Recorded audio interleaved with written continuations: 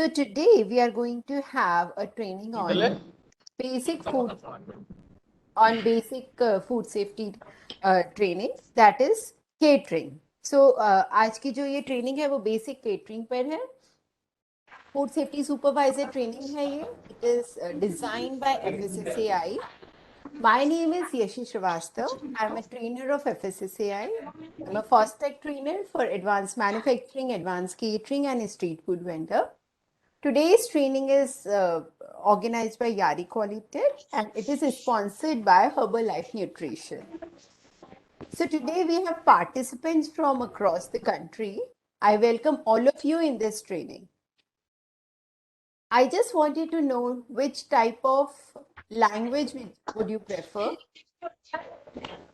आप लोग कौन सी लैंग्वेज में ट्रेनिंग कंटिन्यू रखना चाहेंगे? You want it in English or Hindi? Hindi. Hindi, okay. Everyone is comfortable with Hindi? Hindi सबके लिए ठीक है? Yes, हिंदी ठीक है.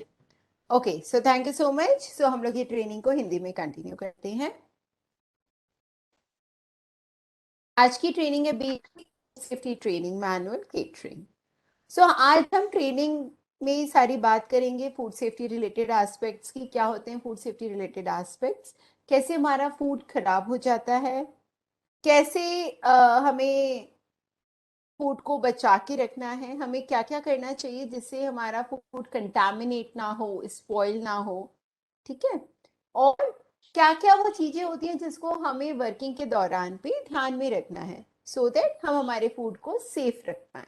सो आई बिलीव सारे कैंपसेस के पार्टिसिपेंट्स ने ज्वाइन कर लिया है. और आपको अगर कभी भी कुछ प्रॉब्लम आए नेटवर्क इशू के कारण और द वॉइस इशू और तो आप चैट पे बता सकते हैं. अदरवाइज आप जो कोऑर्डिनेटर हैं हमारे उनसे कांटेक्ट कर सकते हैं फोन के थ्रू. सो सबसे पहले हम बात करेंगे कि कौन कौन से बेसिक रिक्वायरमेंट होती हैं, कौन कौन सी बेसिक कंडीशंस होती हैं जो कि एक FBO को कंप्लाई करनी है सो दैट वो सारा लीगल एस्पेक्ट्स को इंश्योर रख सके और फूड सेफ्टी भी हमारी मेंटेन रहे. सो इसके लिए सबसे फर्स्ट आता है हमारा फूड सेफ्टी डिस्प्ले बोर्ड. सबसे फर्स्ट तो आपका जो भी कैंपस है उसमें लाइसेंस होना बहुत कंपलसरी है, राइट? कौन सा licence? FSSAI licence. So FSSAI licence दो हो सकते हैं, केटरिंग और एडवांस और लाइसेंस आपके दो हो सकते हैं, या तो रजिस्ट्रेशन होगा या तो लाइसेंसिंग होगा. रजिस्ट्रेशन में क्या होता है? रजिस्ट्रेशन में आपका अगर टर्नओवर 12 लाख से कम का है तो वो रजिस्ट्रेशन में होगा. अगर आपका टर्नओवर 12 लाख से ज्यादा है तो आपका लाइसेंस होगा. और फिर वो आपके डिपेंड करेगा कि किस टाइप का ऑर्गेनाइजेशन है, उस पर आप स्टेट लाइसेंस पे जाएंगे या सेंट्रल लाइसेंस पे जाएंगे. But the primary responsibility is to have a licence. आपके पास FSSAI लाइसेंस होना कंपलसरी है. देन आपके यहाँ एक फूड सेफ्टी डिस्प्ले बोर्ड होता है. क्या होता है food safety display board? Food safety display board मतलब आपके पास इट्स अ बोर्ड, ओके. इसमें 12 गोल्डन रूल्स रहते हैं जो कि FSSAI ने डिसाइड किए हैं काइंड ऑफ बिजनेस के अकॉर्डिंग, राइट? सो उसमें क्या होना चाहिए, केटरिंग वाली इस्टेब्लिशमेंट में क्या क्या फॉलो करना है उसको, मैन्युफैक्चरिंग की इस्टेब्लिशमेंट में उसको क्या क्या फॉलो करना है, वो सारी चीजें वहां पर आती हैं. तो वो एक 12 गोल्डन रूल का बोर्ड होता है जिसमें फूड सेफ्टी डिस्प्ले बोर्ड हम बोलते हैं. उसमें आपको आपका लाइसेंस नंबर नोट करना होता है, राइट? और अब आपका वो एक प्रोमिनेंट प्लेस पे डिस्प्लेड होना चाहिए, okay. So this is very first requirement. जब हमने लाइसेंस ले लिया उसके बाद क्या आता है? एम्प्लॉय के पास एक कम से कम हर 25 पे at least 1 food safety train supervisor होना चाहिए, राइट? इसका क्या मतलब हुआ? इसका मतलब है आज हम ये जो ट्रेनिंग कर रहे हैं इसको हम बोलते हैं फूड सेफ्टी ट्रेनिंग, राइट? सो आज की ये जो ट्रेनिंग है इसमें आप एंड में आपका एक असेसमेंट होगा. उस असेसमेंट के बाद आप जब अच्छे से कर लेंगे, असेसमेंट कंप्लीट कर लेंगे, तो उसके बाद आपको एक सर्टिफिकेट इशू होगा. उस सर्टिफिकेट को मिलने के बाद बोला जाएगा कि आप एक फूड सेफ्टी सुपरवाइजर हैं, right. And what is the role of food safety supervisor? Food safety supervisor का रोल होता है कि वो ऑर्गेनाइजेशन में जहां पर आपका फूड प्रिपेयर हो रहा है वहां पर सारे सेफ्टी नॉर्म्स को फॉलो करें। आज आप सीखेंगे, बाद में बाकी लोगों को आपको सिखाना है और आपने कैंपस में सारी चीजों को इम्प्लीमेंट कराना है। क्या क्या इम्प्लीमेंट कराना होगा? क्या क्या इम्प्लीमेंट कराना होगा उसमें आता है आपका शेड्यूल 4 रिक्वायरमेंट। क्या होती है शेड्यूल 4 रिक्वायरमेंट? एफएससीआई ने शेड्यूल 4 के अंदर बहुत सारे पार्ट्स में अलग अलग काइंड ऑफ बिजनेस के अकॉर्डिंग रिक्वायरमेंट्स दे रखी हैं। जैसे कि शेड्यूल 4 पार्ट 2 मैन्युफैक्चरिंग का है, शेड्यूल 4 पार्ट 5 केटरिंग का है, ठीक है, मिल्क प्रोडक्ट्स के लिए पार्ट 1 है। सो अलग अलग पार्ट्स में आपका जो भी काइंड ऑफ बिजनेस है उसके अकॉर्डिंग सारी डिटेल्स दे रखी हैं। आप अगर केटरिंग एस्टेब्लिशमेंट से हैं तो आपको शेड्यूल 4 पार्ट 5 को फॉलो करना है और उसमें जो भी डिस्क्राइब्ड है सैनिटरी और हाइजीनिक स्टैंडर्ड्स वो सब आपको लागू करना जरूरी है। इसी के साथ ये हमें इंश्योर रखना होता है कि जो भी हम रॉ मटेरियल यूज कर रहे हैं आपके प्रोसेस में वो एक ऑप्टिमम क्वालिटी का हो, like it should be good, FSSI approved vendor से हो, प्रॉपर स्टैंडर्ड को फॉलो किया हुआ हो। क्यों इंपॉर्टेंट है रॉ मटेरियल? क्योंकि जो रॉ मटेरियल की क्वालिटी होगी उसी पे हमारी फिनिश प्रोडक्ट की क्वालिटी डिपेंड करेगी। Get food and water sample tested regularly for a chemical and microbiological contaminant. So what do we mean by this? आपका जो भी फूड है उसमें जो वाटर यूज हो रहा है उसको आपको हर 6 मंथ्स में टेस्ट करवाना है। किस पे? केमिकल एंड माइक्रोबायोलॉजिकल कंटामिनेंट्स पे। NABL अप्रूव्ड लैब या फिर FSSAI अप्रूव्ड लैब से आपको टेस्ट करवाना होता है। आपका जो भी वाटर सैंपल है साथ में जो भी आपका फूड प्रोडक्ट है, इसमें हमारा इंपॉर्टेंट होता है जो आपका फिनिश प्रोडक्ट है आप उसको टेस्ट कराइए किसी भी NABL अप्रूव्ड लैब से या फिर FSSAI अप्रूव्ड लैब से। और जो पैरामीटर्स रहेंगे सैम्पलिंग के वो भी एज पर FSSAI ही होने चाहिए। द मैन्युफैक्चरर जो भी, अगर आप कहीं पे इंपोर्ट कर रहे हैं, ठीक है, आपने कहीं से अगर इंपोर्ट किया तो आपके पास इंपोर्टिंग का लाइसेंस होना चाहिए। आपने कहीं डिस्ट्रीब्यूट किया तो जो डिस्ट्रीब्यूटर है उसके पास भी FSSAI का लाइसेंस होना है और जो डिस्ट्रीब्यूटर जिससे खरीद रहा है उसके पास भी FSSAI लाइसेंस होना जरूरी है। सो आप अपनी फूड एक्टिविटी जो भी करें उसमें आपकी सप्लाई चेन में प्री एंड पोस्ट दोनों जगह FSSAI लाइसेंस होना जरूरी होता है। अगर कोई भी हमें फूड प्रोडक्ट को डिस्ट्रीब्यूट या सेल नहीं करना है, अगर वो FSSAI के स्टैंडर्ड पे नहीं है या फिर वो लेबलिंग लॉ को फॉलो नहीं करता है या फिर एज पर हमारे जो भी शेड्यूल में रिक्वायरमेंट्स हैं अगर हमने उसको फॉलो नहीं करा है तो वो प्रोडक्ट आपको मार्केट में नहीं देना है। और साथ में आपको सारे रिकॉर्ड्स मेंटेन रखना है, सेल्स, परचेज, ट्रेनिंग, सारी चीजों के। We will come to the very first topic, that is food safety and food safety hazards. What do we mean by food safety? Food safety क्या होता है? Food safety means all the food, okay, जो भी हम food खाने वाले हैं जब हमने उसको खाया, ओके, जब भी हमने उसको खाया उस टाइम पे हमारी, जब हमने उसको खा लिया तो हमारी बॉडी में उसका कोई हार्मफुल हेल्थ इफेक्ट नहीं होना चाहिए, राइट। उसको हम बोलेंगे yes the food is safe. मतलब आपने कोई भी फूड प्रोड्यूस किया, प्रोडक्ट बनाया है, आपने कुछ मटेरियल बनाया है, उस फूड प्रोडक्ट को अगर किसी भी पर्सन ने खाया तो जो पर्सन ने खाया उसके शरीर पे, उसके बॉडी पे कोई भी हार्मफुल हेल्थ इफेक्ट नहीं होना चाहिए, तो हम बोलेंगे yes food is safe. Alright, so food safety means assurance that food is acceptable for human consumption as per its intended use. अब अगर फूड सेफ नहीं है तो क्या होगा, राइट। हमने बात करी कि फूड सेफ होना चाहिए एंड फूड सेफ्टी मतलब क्या, कि फूड सेफ है मतलब कि अगर हम उसे खाएंगे तो हमारे स्वास्थ्य पे कुछ भी दुष्प्रभाव नहीं पड़ेगा। तो क्या दुष्प्रभाव पड़ेगा वो भी हम देख लेते हैं। सो अगर फूड अनसेफ है तो क्या होता है, बेसिकली अगर फूड अनसेफ है तो क्या होगा, हमें डिफरेंट डिफरेंट डिसीजेस हो सकती हैं। अब अनसेफ फूड डिपेंड करेगा कि आपकी इंटरनल इम्यूनिटी कैसी है, आपका बॉडी कैसा है, उस पर आपको रिएक्शंस होंगे। डिफरेंट डिफरेंट रिएक्शंस हो सकते हैं, जैसे कि डायरिया हो सकता है, आपको पेट दुख सकता है, ठीक है, चक्कर आ सकते हैं, वॉमिटिंग जैसा लग सकता है, उल्टी दस्त जैसा लग सकता है, ठीक है ना, बुखार आ सकता है। सो ये सारी चीजें आपको हो सकती हैं। अब क्या होगा वो आपकी, वो हर एक की बॉडी इंडिविजुअल रहती है, उनके रिएक्शंस भी इंडिविजुअल रहते हैं। और ये सब क्यों हो जाता है? ये सब तब हो जाता है जब हम कोई भी अनसेफ फूड खाते हैं, right. So usually food borne diseases कब होती हैं? जब आपने कोई भी कंटामिनेटेड फूड खा लिया, या ऐसा कोई फूड खा लिया जो ऑलरेडी स्पॉइल्ड है, ठीक है।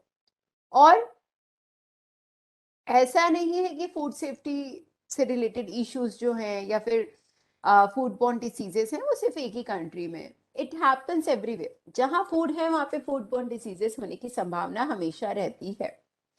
हर कंट्री के नॉर्म्स अलग होते हैं, हर कंट्रीज की ईटिंग हैबिट्स अलग है, हर कंट्री का कल्चर अलग है। सो उनके इफेक्ट्स भी डिफरेंट डिफरेंट रहते हैं।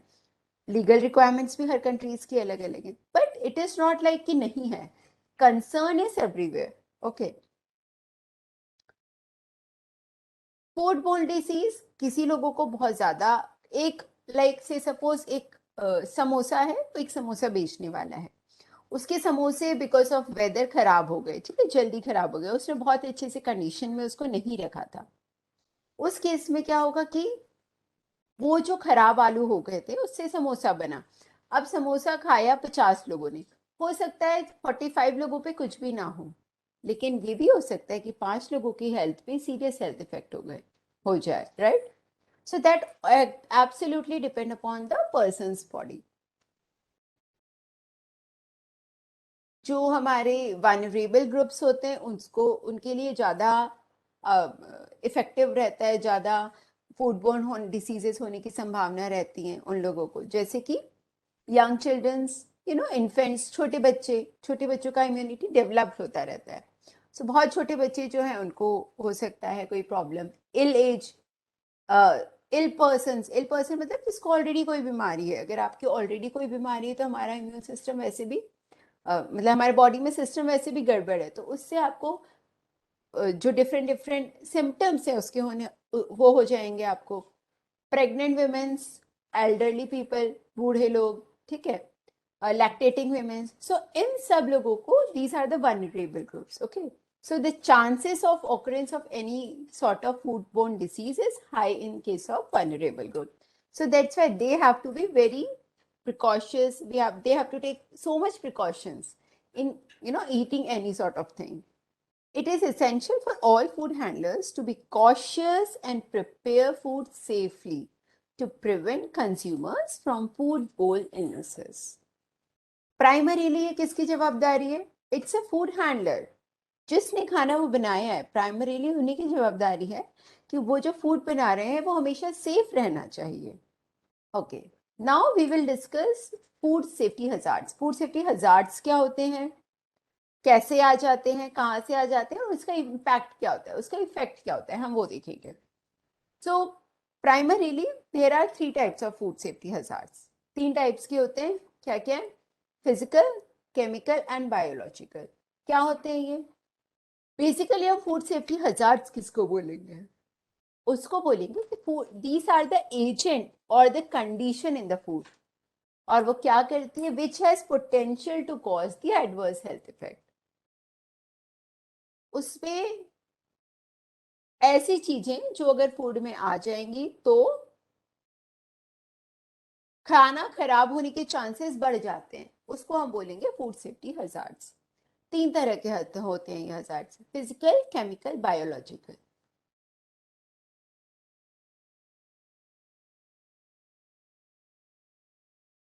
राइट। तो क्या क्या है ये? फिजिकल, फिजिकल मतलब भौतिक खतरा। भौतिक खतरा क्या होता है? भौतिक खतरा आप उसको बोल सकते हैं जो भी एक फिजिकल इम्प्योरिटीज जो कि आ गई, आपके खाने में आप उस इम्प्योरिटी को देख सकते हो, उसको छू सकते हो और उसको देख के हटा सकते हो, उसको हम बोलेंगे फिजिकल। जैसे कि कोई नट बोल्ट आ गया खाने में, नट बोल्ट कहाँ से आ सकता है? मशीन से आ सकता है, ठीक है ना, आसपास कुछ काम चल रहा है तो वहां से आ सकता है। कोई धागा आ सकता है, कंकड़ आ सकता है, अगर आपने ज्वेलरी पहन रखी है, आपकी जो रिंग है वो ढीली और आपने काम करा, सो काम करते समय वो खाने में गिर सकती है, वहां से आ सकता है।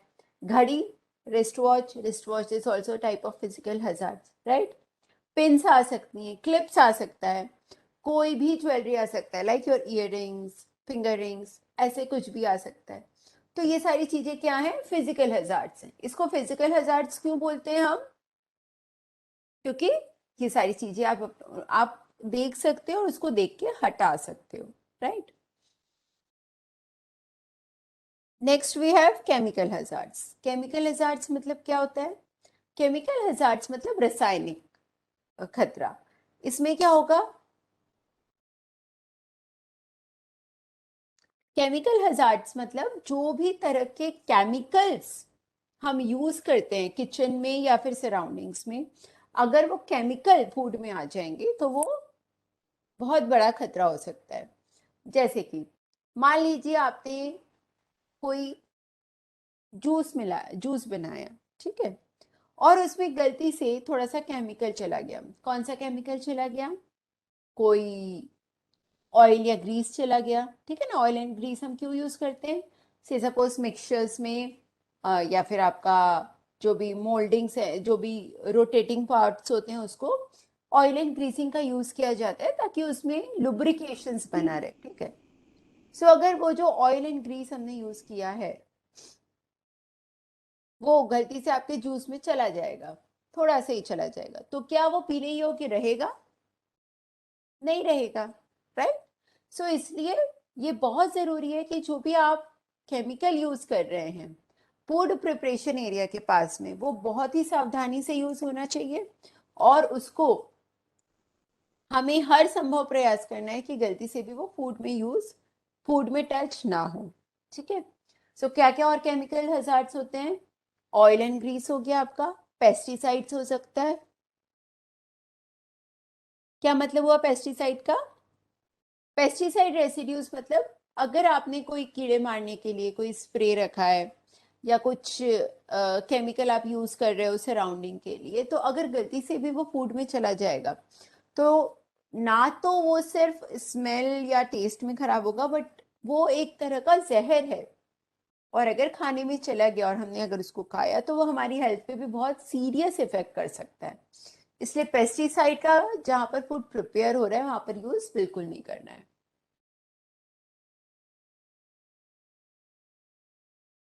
इसके अलावा हमारे पास केमिकल हजार्ड्स होते हैं, क्लीनिंग केमिकल्स। क्लीनिंग केमिकल्स मतलब जिससे आप यूटेंसिल्स धोते हैं, बर्तन धोते हैं, फर्श को साफ करते हैं, टेबल्स को साफ करते हैं, प्लेटफॉर्म्स को साफ करते हैं, ठीक है, कांच को साफ करते हैं। तो there are different different chemicals, वो केमिकल्स भी यूज किए जाते हैं सफाई के लिए। पर हमेशा हमें ध्यान रखना होगा कि जो भी केमिकल्स हैं वो आप दूर रखें, फूड प्रिपरेशन एरिया में ना रखें, वहां रखें, वो भी क्लोज्ड कंडीशन में रखें, ठीक।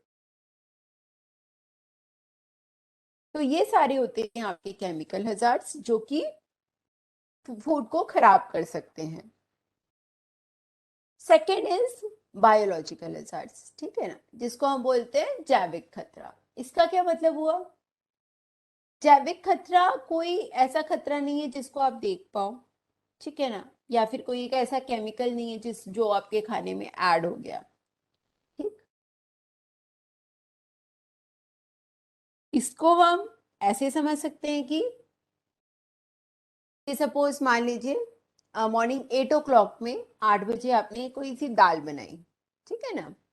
उस दाल को आपने सुबह बनाया और आपने ऑफिस आने से पहले उसको कंज्यूम भी किया, आपने खाया, नाश्ते में उसको खाया, ओके, आपके पराठे के साथ और रोटी के साथ आप उसको खा के आए हैं, ठीक। लेकिन आपने उसको कहीं फ्रिज में नहीं रखा, ठीक है। आपने क्या किया? सुबह 8 बजे दाल बनाई, उसको फिर खाया आपने, और जो बची हुई दाल है, ऑफ कोर्स वो अच्छी दाल है, उसको आपने वैसे ही रहने दिया और आप ऑफिस चले गए. Now this is summer season, outside temperature is around 40 degree centigrade. तो अगर बाहर का टेम्परेचर 40 डिग्री सेंटीग्रेड है और आपने कोई सी दाल सुबह 8 बजे बनाई है, तो क्या शाम को 8 बजे तक आप वो दाल कंज्यूम कर पाएंगे? बताइए. सो 12 घंटे आप वो दाल को नहीं रख सकते हैं, ठीक है ना. आपने भले ही उसमें कुछ भी नहीं डाला फिजिकल केमिकल, पर फिर भी वो खराब हो गई. क्यों खराब हो गई? क्योंकि उसमें माइक्रो ऑर्गेनिजम्स डेवलप हो गए थे. क्या होते हैं माइक्रो ऑर्गेनिजम्स? माइक्रो ऑर्गेनिजम्स मतलब ऐसे छोटे सूक्ष्म जीवाणु जो कि प्रोडक्ट में आ जाते हैं, ठीक है, और वो डेवलप हो जाते हैं, वो बहुत ज्यादा इंक्रीज हो जाती है, उनकी क्वांटिटी बढ़ना इंक्रीज हो जाती है. क्या क्या होते हैं ये आपके जो माइक्रो ऑर्गेनिजम्स हैं? वो बैक्टीरियाज हो सकते हैं, ईस्टर्न मोल्ड हो सकते हैं, ठीक है, और साथ में ये जो भी बैक्टीरियाज हैं, माइक्रो ऑर्गेनिजम्स हैं, इसको आप अपने नेकेड आइज से नहीं देख सकते. मतलब आप इसको खुली आंखों से नहीं दे सकते. इसके लिए हमें एक माइक्रो ऑर्गेनिजम्स की माइक्रोस्कोप की रिक्वायरमेंट होती है. माइक्रोस्कोप की सहायता से हम देख सकते हैं कि कितने माइक्रो ऑर्गेनिजम्स हैं. ये जो माइक्रो ऑर्गेनिजम्स रहते हैं, ये मुख्यतः ज्यादातर फूड के स्पॉइलेज का कारण होता है. हर बार मान लीजिए आपको कोई पैकेट बंद है, तो फिजिकल हजार्ड तो उसमें नहीं आएगा, केमिकल भी नहीं आएगा, लेकिन फिर भी वो खाना खराब हो जाता है. क्यों? क्योंकि उसमें डेवलप हो जाता है क्या? Micro organisms. ठीक. अब ये माइक्रो ऑर्गेनिजम्स कैसे कैसे डेवलप हो जाते हैं? ये जो माइक्रो ऑर्गेनिजम्स होते हैं वो आपके डेवलप हो सकते हैं. सबसे फर्स्ट आता है इसके लिए फैटम. फैटम मतलब क्या? फैटम मतलब, सबसे फर्स्ट एफ का मतलब है फूड. आपने देखा होगा जहां फूड है वहीं आएंगे ना माइक्रो ऑर्गेनिजम्स. तो जहां फूड नहीं है वहां पर उनके आने की है, वहां पर भी है. जैसे कि अभी इस टाइम हमारे हाथों में भी है, हमारे लैपटॉप में भी है, हमारे मोबाइल्स में भी है, हमारी खिड़की में भी है, ठीक है, हमारे टेबल्स पे भी है, हमारे बेड पे भी है, सब जगह है. माइक्रो ऑर्गेनिजम्स तो सब जगह है, लेकिन ये जो माइक्रो ऑर्गेनिजम्स हैं वो अभी बहुत ज्यादा बढ़े नहीं है ना. हमारे हाथों से तो हमें स्मेल नहीं आ रही, हाउएवर है यहाँ पर भी माइक्रो ऑर्गेनिजम्स. हमारे बेड से भी हमको स्मेल नहीं आती है, लेकिन तब भी वहां पर भी होते हैं. जब आपका फूड आएगा जहां पर भी, वहां पर जैसे हमें खाने के लिए फूड की आवश्यकता होती है, वैसे माइक्रो ऑर्गेनिजम्स को भी होती है. तो जब भी फूड आता है और तो फूड में माइक्रो ऑर्गेनिज्म ज्यादा डेवलप हो जाते हैं, और उनकी संख्या बढ़ने के कारण हमारे फूड से कोई ना कोई स्मेल आ सकती है, उसका टेस्ट खराब हो सकता है, उसको आपको देख के फ्यूम्स डेवलप हो सकते हैं, ठीक है ना. तो बहुत सारी चीजों से हमें पता चल जाता है कि हाँ ये खाना खराब हो गया है. ठीक. इसके अलावा ए होता है एसिडिटी. अगर आपके फूड प्रोडक्ट में, हमारे ज्यादातर फूड प्रोडक्ट्स जो हैं वो एसिडिक मीडियम के होते हैं, ठीक है. सो अगर एसिडिटी किसी भी फूड प्रोडक्ट में है तो क्या होगा? स्लाइटली एसिडिक है तो आपका जो भी फूड है उसमें आने की संभावनाएं ज्यादा हो जाएंगी, ठीक है. और अगर आपका जो फूड है वो हाईली एसिडिक है, हाईली एसिडिक मतलब ज्यादा है आपकी, 7 आपका जो पीएच होता है, 7 हमारा न्यूट्रल होता है. सो 3.5 to 7 की रेंज में जो है प्रोडक्ट अच्छे से, ज्यादातर मैक्सिमम फूड आते हैं, और उसमें माइक्रो ऑर्गेनिजम्स के डेवलप होने के चांसेस ज्यादा ही रहते हैं. पर आपकी एसिडिटी और ज्यादा कर दी आपने, जैसे कि हम कई बार प्रिजर्वेटिव में यूज करते हैं बेंजोइक एसिड, साइट्रिक एसिड, इस सब से क्या होता है? हमारी एसिडिटी बढ़ जाती है. तो जब आपने एसिडिटी और बढ़ा दी तो उस माइक्रो ऑर्गेनिजम्स उसमें सर्वाइव नहीं कर पाते हैं. साथ ही में अगला होता है टेम्परेचर. ये जो टेम्परेचर है ये बहुत ज्यादा इंपॉर्टेंट है. ठीक. कैसे इंपॉर्टेंट है? कैसे इंपॉर्टेंट है टेम्परेचर? जो 5 से 63 डिग्री सेंटीग्रेड का टेम्परेचर होता है उसको हम बोलते हैं डेंजर जोन, ठीक है. क्या बोलते हैं, डेंजर जोन। ये जो डेंजर जोन होता है, इसको डेंजर जोन क्यों बोलते हैं, क्योंकि ये है ही खतरनाक एरिया। खतरनाक एरिया का मतलब क्या, खतरनाक एरिया का मतलब इस टेम्परेचर पे माइक्रो ऑर्गेनिजम्स की ग्रोथ बहुत ज्यादा रैपिड होती है, बहुत ज्यादा हो जाती है। 2 से 4, ठीक है, 4 से 16, सो ऐसे आपकी मल्टीप्लीकेशन हो जाता है माइक्रो ऑर्गेनिजम्स का। 5 to 60 डिग्री सेंटीग्रेड। लेकिन 60 degree centigrade, 63 to be particular, 63 degree centigrade से ऊपर क्या होता है, ठीक है, और 5 डिग्री से नीचे क्या होता है, ये भी इंपॉर्टेंट है। सो क्या होता है कि जब भी आपका कोई फूड है, आपने लिया और उसको आपने कुक किया, प्रिपेयर किया है ना, आपने रोटी बनाई, आपने उससे दाल बनाई, आपने दूध बॉईल किया, ठीक है, आपने कुछ भी किया। जब हम कुक करते हैं कोई भी वेजिटेबल्स को या किसी भी फूड को, तो उस टाइम पे उसका टेम्परेचर मोर देन 65 चली जाता है। लाइक हमारे इंडियन कॉमन प्रिपरेशन में, like we boil everything usually, बहुत हाई हीट रहता है उसमें। जब आपने उसको प्रिपेयर कर लिया और उसको ऐसी अच्छे से बॉईल हो गया, ठीक है, तो उसका टेम्परेचर 65 डिग्री से ऊपर गया। क्या होगा 65 से ऊपर, 65 से ऊपर जो भी माइक्रो ऑर्गेनिजम्स थे वो किल हो जाएंगे, ठीक है। सो सबसे फर्स्ट माइक्रो ऑर्गेनिज्म सारे किल हो गए।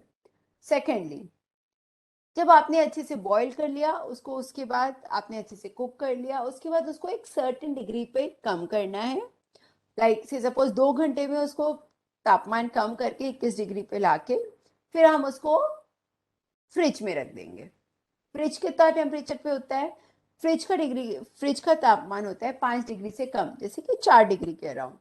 सो अब क्या हुआ, हमने किसी भी दूध है, दूध को बॉईल कर लिया अच्छे से, 65 से ऊपर हो गया, उसके सारे माइक्रो ऑर्गेनिजम्स किल हो गए, मर गए उसके कीटाणु सारे। फिर हमने उसको बॉईल करने के बाद 2 घंटे के बाद फ्रिज में रख दिया, तो क्या होगा, इस कंडीशन में उसमें अगर कोई माइक्रो ऑर्गेनिजम्स डेवलप हुए भी होंगे तो वो उतने ही रहेंगे, उनकी ग्रोथ रिटार्ड हो जाएगी, वो ज्यादा नहीं बढ़ेंगे। तो क्या होगा, अब हमारा जो प्रोडक्ट है वो सेफ हो जाएगा, क्यों, क्योंकि इसमें माइक्रो ऑर्गेनिजम्स की ग्रोथ नहीं बढ़ेगी, ठीक है। अब हम बात करते हैं टाइम की। अब हमने बात करी, साथ में इसका एक टेम्परेचर की हमने बात करी, इसके साथ में टाइम बहुत इंपॉर्टेंट होता है। जितनी ज्यादा देर तक डेंजर जोन में आपका प्रोडक्ट रहेगा, उतनी ही ज्यादा चांसेस रहेंगे आपके प्रोडक्ट के खराब होने के। Then we have oxygen and moisture. जितना ऑक्सीजन ज्यादा रहेगा, ऑर्गेनाइजेशन माइक्रो ऑर्गेनिज्म भी बहुत अच्छे से ग्रो करेंगे, ठीक है। इसलिए हम देखते हैं कि आजकल वैक्यूम पैकेजिंग भी काफी चली है। वैक्यूम पैकेजिंग से क्या होगा, अंदर की एयर नहीं रहेगी, उसमें वैक्यूम क्रिएट हो जाएगा, ना एयर रहेगी ना ऑक्सीजन रहेगी। तो क्या होगा, इससे हमारा जो प्रोडक्ट है वो सेफ रहेगा। एंड मॉइस्चर, किसी भी प्रोडक्ट में जितना ज्यादा मॉइस्चर होता है उसका पेरिशेबल मतलब उसको खराब होने की चांसेस उतनी ही ज्यादा हो जाते हैं। Okay, now we can discuss the source of bacterias. क्या होते हैं source of bacterias? So source of bacterias मतलब सबसे फर्स्ट आता है हमारा पेस्ट एंड रोडेंट्स। हर फूड प्रिपरेशन एरिया में आपके जो भी इंसेक्ट है, जहां पर भी फूड बन रहा है, वहां पर कोई भी इंसेक्ट के आने के चांसेस ज्यादा होते हैं या कम होते हैं? यस, ज्यादा होते हैं, ठीक है।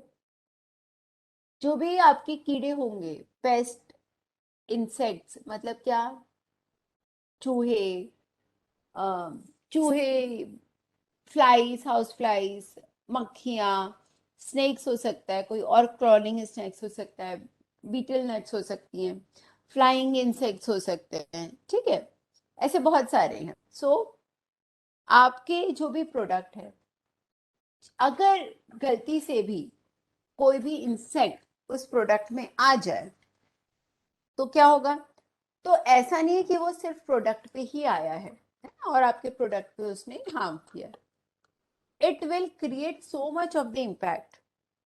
अगर ब्रेड को चूहे ने काट दिया है तो हम ऐसा थोड़ी ना करेंगे कि वो जो बाकी की ब्रेड है उसको हटा देंगे, no no no no no. There is always a chance कि वो जो भी पेस्ट था वहां पर वो सारी like whole of the bread पे आया हो, और अगर आपका फूड प्रोडक्ट किसी भी तरीके के पेस्ट से कनेक्ट हो जाता है या फिर बोलेंगे अगर किसी भी तरीके के पेस्ट से इंटरेक्शन में आ जाता है तो हमारा फूड खराब ही है, मतलब उसके बाद देयर इज नो चांस। क्यों? क्योंकि it contain so much of micro organisms, उसमें इतने ज्यादा माइक्रो ऑर्गेनिजम्स रहते हैं कि हमारे प्रोडक्ट में फिर वो खाने योग्य नहीं बचेगा। हमने जैसे कि बात करी थी फूड सेफ्टी की, राइट? तो फूड सेफ्टी नहीं है फिर वो आपका, अगर आपका पेस्ट इंट्रैक्शन हो चुका है तो इसका मतलब है कि अब आपका वो फूड सेफ नहीं है। ठीक है, तो आपका जो फूड है उसको हमें स्पेसिफिकली किसी भी पेस्ट या रोडेंट से बहुत दूर रखना होता है। Then we have raw food. Raw food मतलब क्या? कच्चा खाना। ठीक है, if I talk about all the plant based food तो वो तो सब धरती से ही आते हैं। ठीक है, कच्चे माल है तो कच्चा माल है तो स्वाभाविक है उसमें मिट्टी भी लगी होगी। और अगर हम बात करें सॉइल का तो soil is the habitat of micro organisms, mean सबसे ज्यादा टाइप के माइक्रो ऑर्गेनिजम्स जो है वो सॉइल में ही पाए जाते हैं, वो घर है। ठीक है, अगर रॉ मटेरियल में मिट्टी लगी है, रॉ मटेरियल से फूड आ रहा है तो स्वाभाविक है उसमें भी माइक्रो ऑर्गेनिजम्स होंगे ही। इसलिए बहुत ज्यादा जरूरी होता है कि कोई भी रॉ फूड है। सो आप लोग समझ पा रहे हैं whatever we are discussing? Are you able to understand?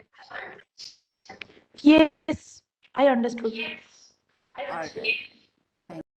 So it was about the sources of bacteria, मतलब कहाँ कहाँ से हमारे बैक्टीरिया बहुत ज्यादा आ जाते हैं। हम बात कर रहे थे वाटर की।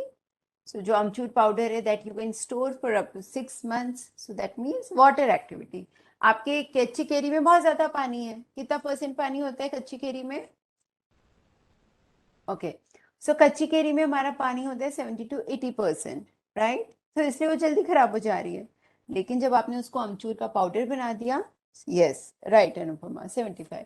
सो जब आपने उसको अमचूर का पाउडर बना दिया तो क्या हुआ, उसकी में वाटर एक्टिविटी बहुत कम हो गई, it's less than 4%।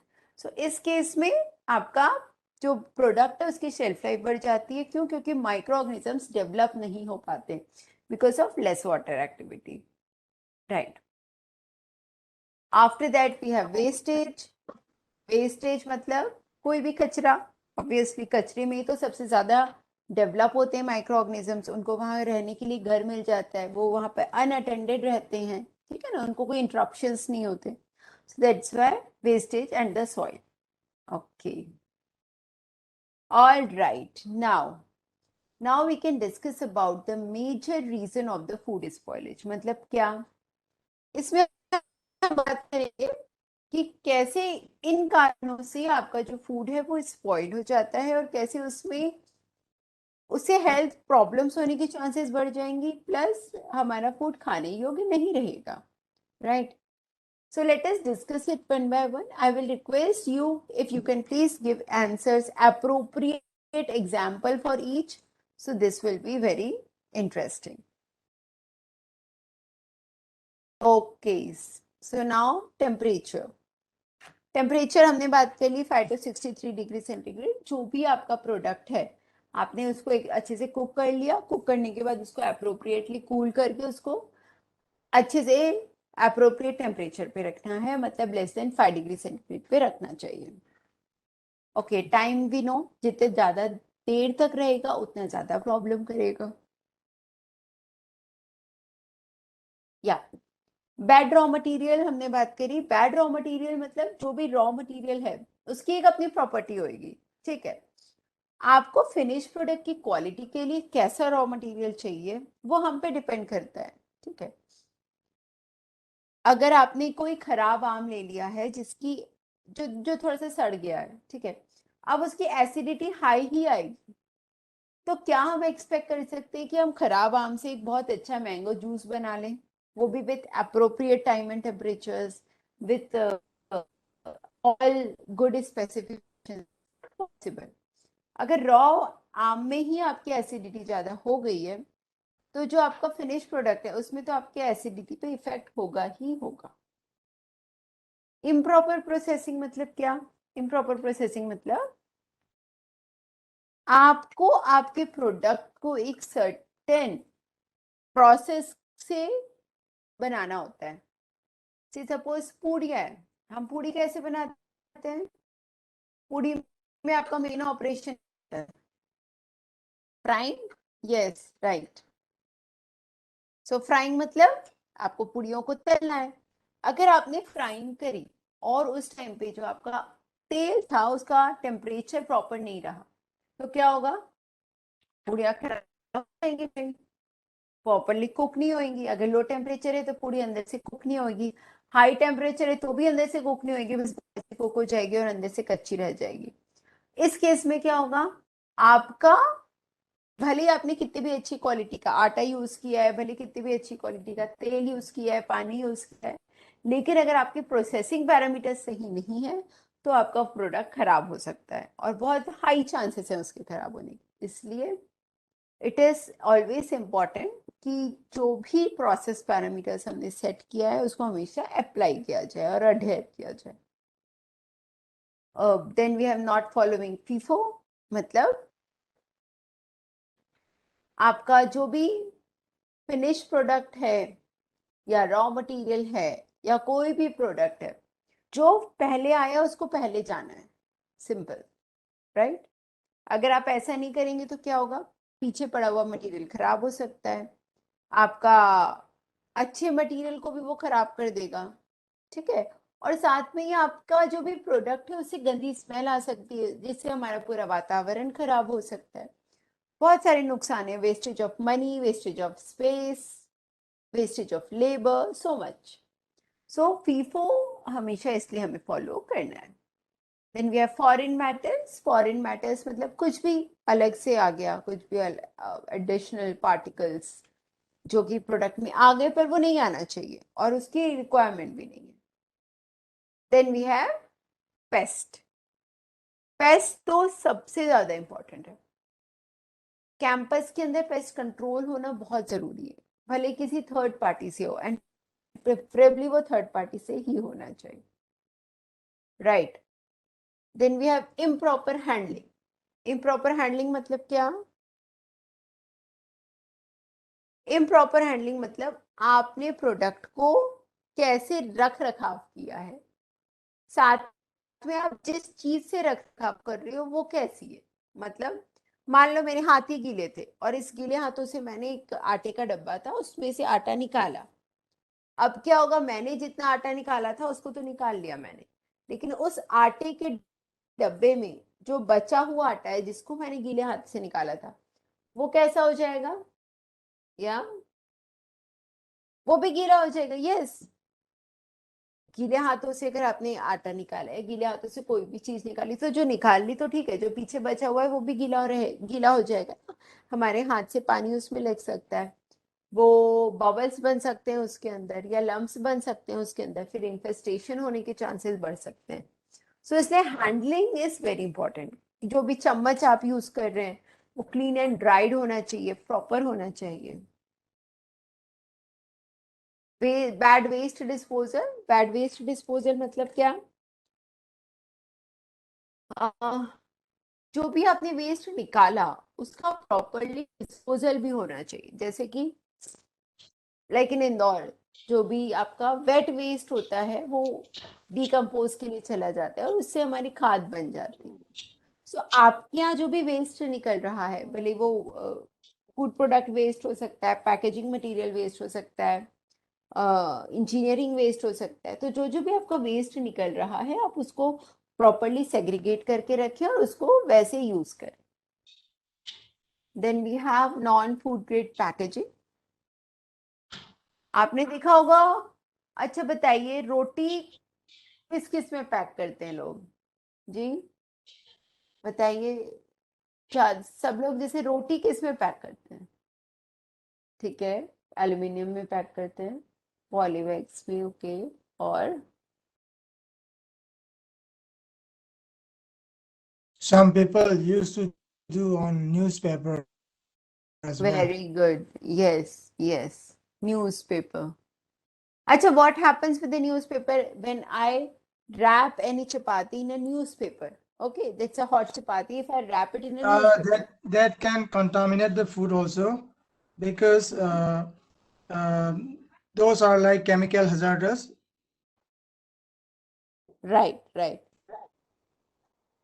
So, you know, रोटी ही कई बार वो न्यूज़पेपर बन जाएगी, उसकी इंग्लिश में आ जाएगी और वैसा का वैसे ही इम्प्रेशन आ जाता है। तो मतलब क्या हुआ कि हमें जो भी पैक करना है किसी भी फूड प्रोडक्ट को, वो ऐसे पैक करना है कि वो प्रॉपर रहे, वो फूड से रिएक्ट ना करे, वो नॉन टॉक्सिक हो, नॉन कोरोगेटिव हो, Right. राइट। और वो जो इंक यूज हो रही है न्यूज़पेपर में, वो खाने लायक है क्या? Right. It's not permissible. No, Not at all. Not not at all. It's very harmful. It's poisonous. It's carcinogenic. Yes, very true. It's carcinogenic. Cancer causing है वो ink. So ये जो पैकेजिंग मटेरियल है, आपका कुछ भी packaging material, even your bottle, आप पानी को स्टोर करके रख रहे हैं, से सपोज बॉटल्स में, so the type of bottle which you use is also very very important. Which type it is it a steel, or if it is a plastic, so which grade plastic you are using? These all things should be checked thoroughly. Then we have non-food grade equipments. Non-food grade equipments means what? What do you mean by food grade equipments? क्या होते हैं food grade equipments? Right. So, eco-friendly for food, yes. And the property of food grade material should be, first, it should be non-reactive. It should not react with the food in any condition. Secondly, it should be non-corrosive. It should not have corrosion, right? So these two things is very, very important. First, non-reactive. It should be such that if when you store any product or when you cook any product in any of the equipment, it should not react. Like sometimes we see that in the brass and the bronze, when we put any acidic medium, then at the corners we can find the green ring sort of, okay, or some reaction takes place, which we can see by observing the discolorations. So what is that? That way they are reacting with each other. Secondly, it should be non-corrosive. It should not get corrosion. उसमें जंग नहीं लगना चाहिए, ठीक है ना। सबसे पहले क्या बात करी हमने? Non reactive. उसमें किसी भी कंडीशन में, किसी भी टेम्परेचर पे, किसी भी टाइप के फूड से रिएक्शन नहीं हो और एक वो जंग ना लगे। तो this you can use. Preferably usually we use, कौन सा हम मेटल यूज करते हैं फूड प्रिपरेशन के लिए? SS. SS. Stainless steel is the best. Then we have lack of proper drainage. Lack of proper drainage means sometimes you may have good drainage. Drainage अच्छा है वहां पर, लेकिन उसका स्लोप प्रॉपर नहीं है। तो क्या होगा? अगर ड्रेनेज ठीक है और उसका स्लोप प्रॉपर नहीं है तो क्या होगा? Water will accumulate there. Accumulation हो जाएगा, yes. Stagnation, yes. That is the invitation of cockroach and rats. Absolutely right. Yeah. Yes, more and more of the microorganisms will be invited.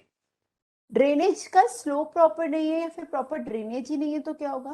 Water जाएगा नहीं, सबसे पहली बात ड्रेनेज में stagnation हो जाएगा। दूसरी बात, स्लोप नहीं है तो वो हो सकता है वापस से बैकफ्लो हो। खराब माल अच्छे जगह मीन्स खराब पानी आगे निकल जाना चाहिए, पर अगर बैकफ्लो हो जाएगा तो क्या होगा? खराब पानी और इधर ही आ जाएगा और ज्यादा हमारी इन्वायरमेंट को खराब करेगा। अगर भी फूड प्रिपरेशन हो रहा है उसको खराब करेगा। More and more micro organisms आएंगे तो वो फूड को खराब कर सकते हैं। So it's very very important कि आपका जो ड्रेनेज है उसका स्लोप प्रॉपर होना चाहिए। Then we have residues of chemicals, chemical hazard में जिसके बारे में हमने बात करी, एंड इम्प्रॉपर स्टोरेज। स्टोरेज में आपको सबसे ज्यादा ध्यान रखना है कि आपका जो टेम्परेचर है फूड का उसके अकॉर्डिंग वो स्टोर हो। सेकेंडली, दीवार से दूर होना चाहिए, लाइक कोई भी दीवार है तो उससे दूर होना चाहिए 1 से 1.5 फीट, और जमीन से ऊपर होना चाहिए, ठीक है ना। तो ये सबसे ज्यादा इंपॉर्टेंट है जब आप कोई भी प्रॉपर्टी स्टोर करते हैं food product. Then we have non standard sanitation. क्या होता है सैनिटेशन, बताइए। Yes, what do you mean by sanitation? Cleaning भी लिख सकते हैं हम यहाँ पर हमने सैनिटेशन ही क्यों लिखा है? बिकॉज सैनिटेशन का मतलब होता है free from micro organisms. Sanitation percent disinfection, yes, right. So in particular disinfection, sanitation, percentage cleaning, okay, cleaning and hygiene, okay, right. So sanitation का मतलब हो गया हमारा फ्री फ्रॉम माइक्रो ऑर्गेनिजम्स। इसका मतलब क्या? मेरे हाथ में धूल भी लग सकती है, कुछ केमिकल भी लगा हो सकता है, गंदा भी लगा हो सकता है। So what I will do, I will clean my hands with soap. सबसे पहले मैंने साबुन से अच्छे से 20 सेकंड तक हाथ धो लिए। अब क्या है, हो सकता है रेसिडुअल माइक्रो ऑर्गेनिजम्स रह जाएं। उस केस में हमें क्या करना होता है? उस केस में हमें सैनिटाइजर का यूज करना होता है। सैनिटाइजर क्या काम करता है? वो जो माइक्रो ऑर्गेनिजम्स है उसको किल करने का काम करता है, लेकिन उसका एक अपना परसेंटेज होना चाहिए। जैसे कि 70% IPA हम यूज करते हैं। अगर वो 70% की जगह 30% IPA में यूज करूँ तो क्या होगा? 70 की जगह अगर हमने 30% यूज किया तो क्या होगा? ज्यादा चलेगा? No, okay. 70 की जगह अगर मैंने 30% IPA यूज किया तो वो इफेक्टिव ही नहीं रहेगा, राइट। इनएडिक्वेट डिसइंफेक्टेंट, यस, वो इफेक्टिव ही नहीं रहेगा। उसका काम क्या है सैनिटेशन का? माइक्रो ऑर्गेनिजम्स को रिमूव करना।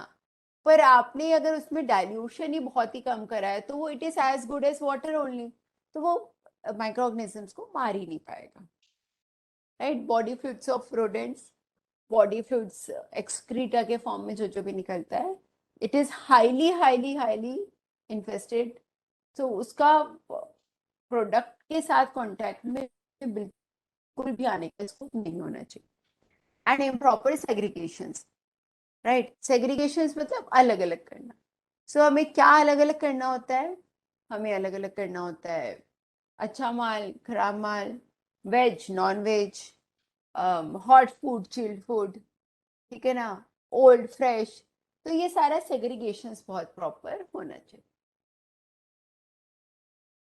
ऑल राइट, अब हम बात करेंगे part 2, that is location, layout and facilities. अभी तक के पार्ट 1 में सबको सब समझ में आया। अब हम बात करेंगे लोकेशन लेआउट। क्या होता है लोकेशन लेआउट एंड सराउंडिंग? इसका मतलब ये हुआ कि आपने जहां पर भी फैसिलिटी बनाई है, जहां पर भी आप फूड प्रिपरेशन कर रहे हो, उसके आसपास कैसा होना चाहिए, वो वहां पर कैसा वातावरण होना चाहिए, उसके आसपास क्या क्या फैसिलिटी होनी चाहिए। It's about identifying and knowing the right place for its its raw materials. Not only the raw material, also finding a suitable place for food preparation also. Yeah. Yeah, correct. Madam मुझे बिल्कुल sound नहीं आ रहा है। अच्छा sir, आप कहाँ से बोल रहे हो? हेलो, बाकी लोगों को साउंड आ रहा है? बाकी लोगों को मेरी आवाज आ रही है? Yes, we can hear हाँ you. मैम, नहीं, बिल्कुल नहीं आ रहा। यस मैम, साउंड आ रहा है। ओके। शंकर जी, अगर आपको साउंड नहीं आ रहा है तो एक बार वापस से रिकनेक्ट करने की कोशिश करिए। एक बार एग्जिट करके वापस से कनेक्ट कर लीजिए। Yes, okay. So location and surrounding का मतलब हम जहाँ पे खाना प्रिपरेशन कर रहे हैं उसके आसपास क्या होना चाहिए? सबसे फर्स्ट उसके आसपास इन्वायरमेंटल पॉल्यूशन नहीं होना चाहिए ज़्यादा, डिसएग्रीएबल ओडर मतलब कुछ खराब बदबू, खराब स्मेल या केमिकल की स्मेल, ये सब वहां पर नहीं होना चाहिए। इन्फेस्टेशन, एकदम इन्फेस्टेड एरियाज होते हैं कुछ कुछ, वहां पर नहीं होना चाहिए। इंडिविजुअल वेस्ट प्रॉपरली रिमूव हो जाए ऐसा प्रोविजन होना चाहिए। रेसिडेंशियल एरिया अवॉइड करना है हमको। फिल्थी सराउंडिंग्स नहीं होना चाहिए, मतलब जहाँ पर बहुत ज़्यादा आपकी गंदा आके गिरता है, मतलब कहीं पर कई बार ऐसा होता है ना, शहर का सारा वेस्टेज एक जगह जाके कलेक्ट हो जाता है, उस जगह पर हमारा फूड प्रिपरेशन नहीं होना चाहिए। कई बार ऐसा भी होता है कि जितना एक्सक्रीटा है थ्रू वाटर वो एक जगह जाके कलेक्शन होता है, फिर वहां पर उसका फर्दर ट्रीटमेंट होता है। तो आपका फूड प्रिपरेशन एरिया ऐसी जगह पर भी बिल्कुल नहीं होना चाहिए। आस पर कोई गंदा नाली का पॉन्ड नहीं होना चाहिए, गंदा नाला नहीं होना चाहिए, बिग नाला, राइट। और बहुत पोटेंशियल सोर्स ऑफ कंटामिनेशन का नहीं होना चाहिए, आसपास कोई केमिकल फैक्ट्री नहीं होना चाहिए, कुछ पेंट नहीं होना चाहिए जिसका कुछ वेस्ट वाटर को पॉल्यूट करे, राइट, ऐसा कुछ भी नहीं होना चाहिए। सो ये आप फोटोग्राफ से देख सकते हैं, आसपास यूरिनल्स होना नहीं चाहिए, पुअर सिविल सर्विसेंस नहीं होना चाहिए, फूड प्रिपरेशन एरिया के आसपास डर्टी पैसेज नहीं होना चाहिए। अच्छा, अगर मान लीजिए ऑलरेडी है आपके पास, ठीक है ना, आपका प्रेमाइसिस तो है, आसपास फिर भी कोई पेस्ट इन्फेस्टेड एरियाज आ गए, तो हमें क्या करना होगा? हमने तो सब कुछ मेंटेन करा है, पर आसपास में कुछ आ गया तो हमें क्या करना होगा? तो हमें सावधानी रखनी होगी। अब ऐसे तो पॉसिबल नहीं ना, आपने जहाँ पर फूड प्रिपरेशन कैंटीन है उसके पीछे खाली प्लॉट था, अब किसी केमिकल वाले ने स्टार्ट कर दिया, वहां से स्मेल आ सकती है या फिर कुछ भी आ सकता है। हमें प्रॉपरली मेजर्स लेने होंगे, ऐसे कुछ केस है तो हमें प्रॉपर मेजर्स लेने ताकि हमारा फूड उस कारण से किसी भी तरीके से इफेक्ट ना हो। यस, राइट, फूड को ढकना होगा, और भी बहुत सारे मेजर्स हैं जो हमको लेने होंगे। हमें ये इंश्योर करना होगा कि उसके कारण कुछ भी हमारा फूड प्रिपेयर जो हमने किया है वो खराब ना हो। यस, तरीके से गंदगी नहीं होनी चाहिए, डस्टबीन्स आपके ऐसे ओपन नहीं होना चाहिए, उसमें बहुत ज़्यादा डस्ट बीन्स कलेक्टेड नहीं होना चाहिए। ओके, नाउ लेआउट कैसा होना चाहिए हमारे प्रोडक्ट का? हम यूजुअली कोई भी केटरिंग सर्विस होती है तो क्या करते हैं?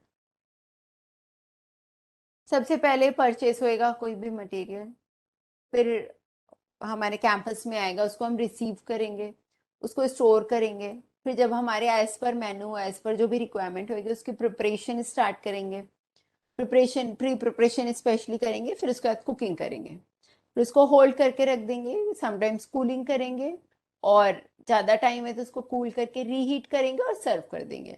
अदरवाइज कुकिंग के बाद ही डायरेक्ट सर्विंग चला जाएगा। ठीक है, ऐसे ही होता है ज़्यादातर। आपका जो भी अंदर का स्ट्रक्चर है वो भी इक्वली इंपॉर्टेंट है जितना वो बाहर का है। सो आपका जो अंदर का स्ट्रक्चर है वो कैसा होना चाहिए, हम उसके बारे में भी एक बार देखते हैं। सो आपका जो भी फ्लोर्स हैं, वॉल्स हैं, सीलिंग्स हैं, वो कैसा होना चाहिए? वो स्मूथ होना चाहिए, उसमें कोई डेंट नहीं होना चाहिए, right. Yes ma'am. Doors doors कैसे होने चाहिए? डोर्स कैसे होने चाहिए आपके? क्लीनेबल, प्लेन, ओके, और it should have a closing spring ताकि वो ऑटोमेटिक क्लोजर भी हो जाए, यस मैम। ठीक है। Not damp, yes. Then we have windows. Windows कैसी होनी चाहिए? विंडोज प्रेफरेबली हमेशा स्क्रीन्ड होनी चाहिए, ठीक है, ताकि इवन आप if you want to open it तो कम से कम वो जो भी आपके अनरिक्वायर्ड इंसेक्ट्स हैं वो ना आ पाए।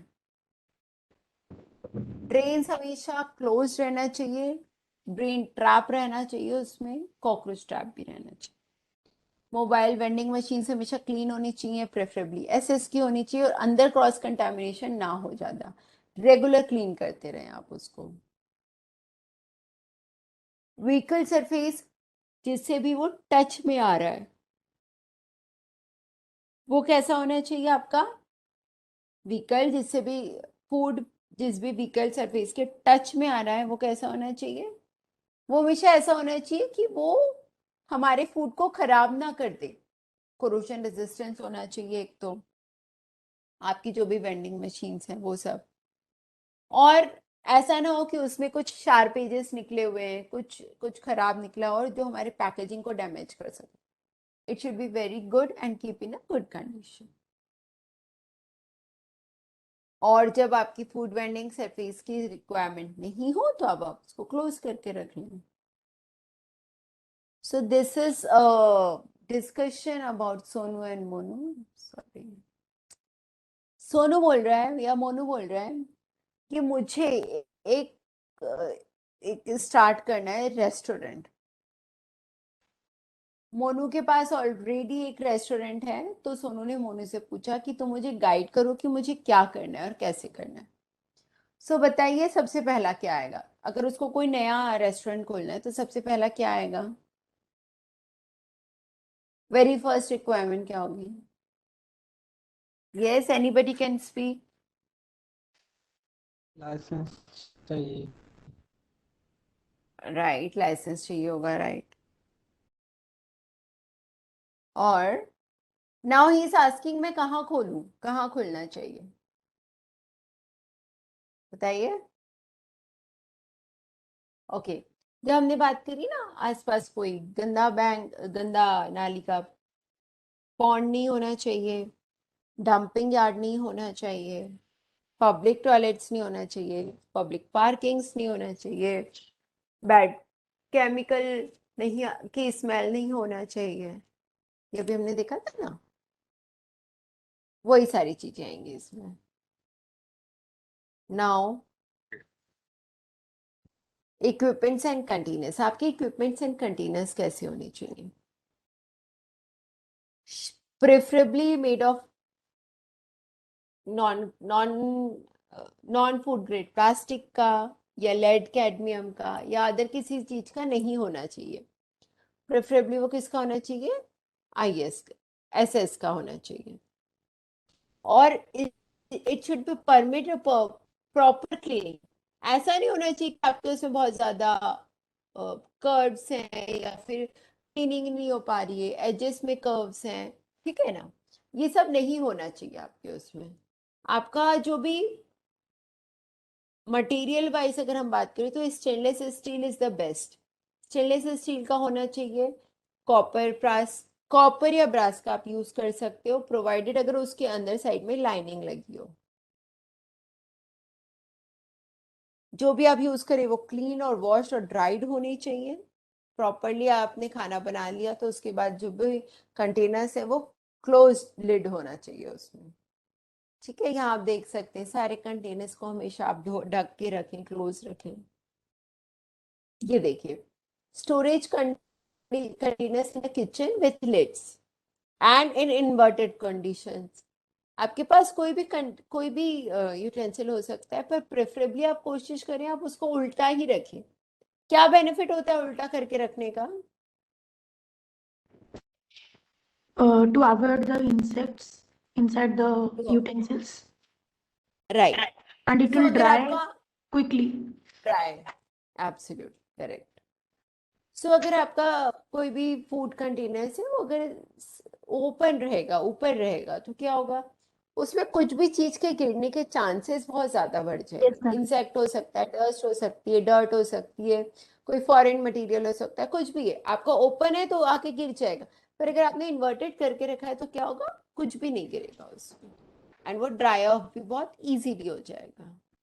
Yes, water. नाउ वाटर हमें कैसे यूज करना है? जो भी हम खाना बना रहे हैं या वॉशिंग कर रहे हैं, क्लीनिंग कर रहे हैं, ठीक है, आपको पोर्टेबल वाटर से करना है। पोर्टेबल वाटर मतलब क्या?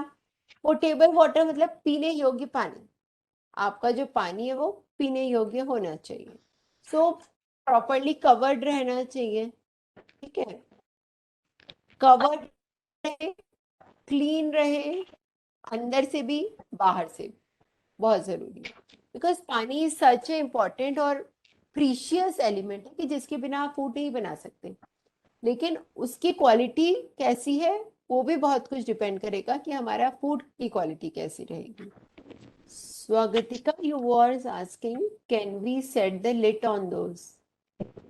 I'm getting the question. Maybe in the last we can discuss. All right. Let's do an activity now. Brass utensils, when used, shall be provided with lining. True or false? बताइए. False. Okay, और कोई बताए? Anybody else? अभी हमने थोड़ी देर पहले पढ़ा था कि yes, you can use the brass utensils if it is properly provided. उसके अंदर एक proper lining होनी चाहिए, तो आप यूज कर सकते हो. लाइनिंग से क्या होगा ना कि आपका जो फूड है और वो जो ब्रास है वो आपस में रिएक्ट नहीं करेगा. ठीक. Okay.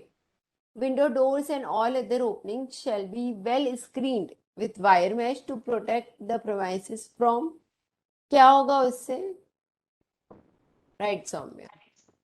What are the requirements of ideal location? वो जो हमने सोनू मोनू की एक्टिविटीज करी थी ना कि आसपास क्या क्या नहीं होना चाहिए वो. अच्छा बताइए, material movement is allowed in which direction? One direction, bi directional, unidirectional, multi directional? Right Saumya, it's a unidirectional. Okay. बताइए, equipments and containers for waste bio products, chemical, dangerous substances shall be same. True or false? Waste material, बाकी चीजों को आप साथ में लेकर रख सकते हो एक ही उसमें? No. No, absolutely not. No. False. No, ma'am. False. False. False.